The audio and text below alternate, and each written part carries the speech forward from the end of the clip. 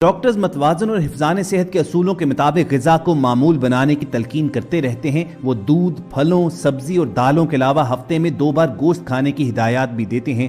گوشت بلا شبہ پروٹین کا ایک بہترین ذریعہ ہے۔ آپ اس کی اہمیت کا اندازہ اس بات سے لگا سکتے ہیں کہ رسول اللہ صلی اللہ علیہ وآلہ وسلم کو گوشت بے حد مرغوب تھا اور آپ نے اسے کھانوں کا سردار قرار دیا۔ حضرت ابو ہریرہ رضی اللہ عنہ سے مروی روایت میں ہے کہ رسول اکرم صلی اللہ علیہ وآلہ وسلم نے فرمایا، گوشت کا سالن دنیا اور آخرت میں سب سالنوں کا سردار ہے، اور یہی وجہ ہے کہ شاید معاشرے کے مختلف افراد اپنی حیثیت، استطاعت اور پسند کے مطابق مختلف جانوروں کے گوشت کو استعمال میں لاتے ہیں۔ لیکن یہاں پر سوال یہ بھی پوچھا جاتا ہے کہ قصائی حضرات منگل اور بدھ کے دن گوشت کا ناغہ کیوں کرتے ہیں؟ تو اس سوال کے جواب میں 3 مختلف تھیریز ہیں۔ پہلا نظریہ تو یہ ہے کہ جب حضرت آدم علیہ السلام کے 2 بیٹوں حابیل اور قابیل کے درمیان جھگڑا ہوا تو قابیل نے حابیل کے سر پر پتھر مار کر اسے قتل کیا، تو وہ دن منگل کا دن تھا، اور قابیل تقریباً 2 دن منگل اور بدھ کو حابیل کی لاش کو اٹھائے پھرتا رہا کہ اس لاش کا کیا کروں اور اسے کیسے ٹھکانے لگاؤں، کیونکہ تب یہ دنیا کا پہلا قتل تھا۔ اسی مناسبت سے پاکستان میں کسی بھی جانور کو منگل اور بدھ کے دن ذبح کرنے سے پرہیز کیا جاتا ہے۔ بعض لوگوں کا خیال ہے کہ منگل خون کا دن ہے۔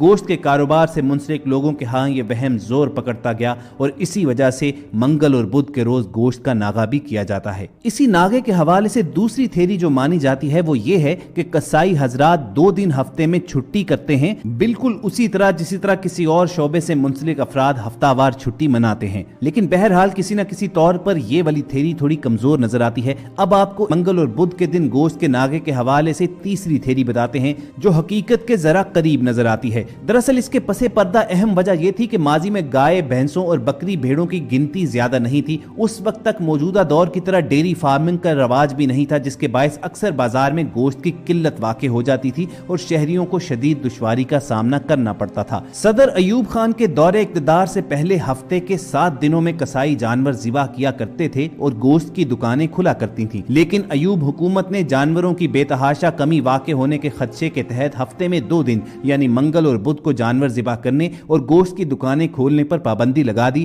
اگر قصائی حضرات آدم علیہ السلام کے بیٹے کے قتل کی وجہ سے منگل اور بدھ کا ناغہ کرتے ہوتے تو یہ رضاکارانہ پابندی کوئی قصائی کرتا اور کوئی نہ کرتا، اور پھر حکومت بھی اتنی سختی نہ کرتی اور دکانیں کھولنے والوں پر جرمانے نہ کرتی۔ 1968 میں جب یہ قانون نافذ ہوا تو نہ تو زیادہ گوشت کھایا جاتا تھا اور نہ ہی زیادہ دکانیں ہوتی تھیں۔ پھر ذبح ہونے والے جانور بھی اکثر مقامی طور پر دیہات سے خریدے جاتے تھے، اسی لیے قصابوں نے خوشی خوشی یہ پابندی قبول کر لی تاکہ ہفتے میں 2 دن ان کو مل جائیں اور وہ ان 2 دنوں میں دیہات میں جا کر ذبح کے لیے جانور خرید لایا کرتے تھے۔ تو منگل اور بدھ کے روز گوشت کا ناغہ کرنے کے فیصلے کے پیچھے صرف یہی وجہ تھی کہ طلب اور رسد میں توازن قائم کیا جا سکے اور مارکیٹ میں گوشت کی فروخت کے باقی 5 دنوں میں سپلائی میں کمی نہ آنے پائے۔ اس وقت تو قصابوں نے اس پر کوئی زیادہ اعتراض نہیں کیا تھا، تاہم اب قصاب اس صورتحال سے خوش نظر نہیں آتے۔ ان کا کہنا ہے کہ لگاتار 2 دن ناغہ کرنے سے ان کی کمائی میں بہت زیادہ کمی واقع ہوتی ہے، اس کے مقابلے میں مرغی فروش ہفتے کے 7 دن کمائی کرتے ہیں، لہٰذا حکومت کو چاہیے کہ اس پابندی کو یا تو ختم کر دیا جائے